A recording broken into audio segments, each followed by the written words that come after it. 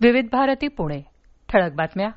नियामक मार्गदर्शक तत्वांचं उल्लंघन केल्याबद्दल भारतीय रिझर्व्ह बँकेनं हाँगकाँग आणि शांघाय बँकिंग कॉर्पोरेशन लिमिटेडवर 66 लाख रुपयांचा दंड ठोठावला आहे. ग्राहकांची माहिती घेण्याच्या नियमांमधल्या त्रुटी आणि अपात्र बचत खाती उघडणं या मुख्य कारणांसाठी हा दंड सुनावण्यात आला आहे. HSBCनं आर्थिक अफरातफर विरोधी सूचना देण्याचं काम बाह्य संस्थेला दिलं होतं आणि त्याबद्दल RBIला माहिती दिलेली नव्हती.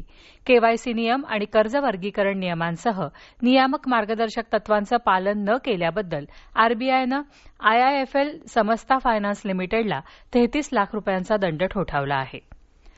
पाकिस्तानमधल्या खैबर पख्तूनख्वा प्रांतातल्या एका मदरशामध्ये काल शुक्रवारच्या प्रार्थनेदरम्यान झालेल्या आत्मघाती बॉम्बस्फोटात एक मौलवी आणि 6 उपासक ठार झाले तर 18 जण जखमी झाले आहेत. हा हल्ला रमझानच्या उपवासाच्या अगोदर झाला. या स्फोटात जमियत उलेमा इस्लामच्या गटाचे प्रमुख आणि नौशेरा जिल्ह्यातल्या मदरसा ए हक्कानियाचे हमीदुल हक्कानी यांचा मृत्यू झाला अशी माहिती खैबर पख्तूनख्वाचे मुख्य सचिव शहाब अली शहा यांनी दिली आहे. आतापर्यंत कोणत्याही संघटनेनं या हल्ल्याची जबाबदारी स्वीकारलेली नाही. वीज बिल ऑनलाईन भरणाऱ्या ग्राहकांचा टक्का वाढवण्यासाठी महावितरणनं लकी डिजिटल ग्राहक योजना सुरू केली आहे. 1 जानेवारी ते 31 मे 2025 या कालावधीत सलग 3 किंवा 3 पेक्षा अधिक वीज बिलं ऑनलाईन भरणाऱ्या ग्राहकांना लकी ड्रॉद्वारे स्मार्टफोन, स्मार्ट वॉच अशी आकर्षक बक्षिसं दिली जाणार आहेत.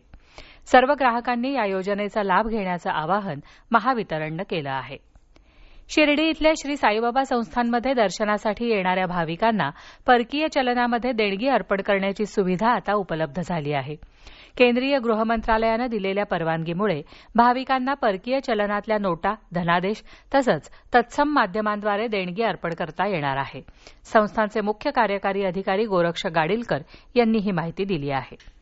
वारकरी संगीताला आंतरराष्ट्रीय स्तरावर मान्यता मिळावी अशी अपेक्षा पंडित यादवराज फड यांनी व्यक्त केली आहे.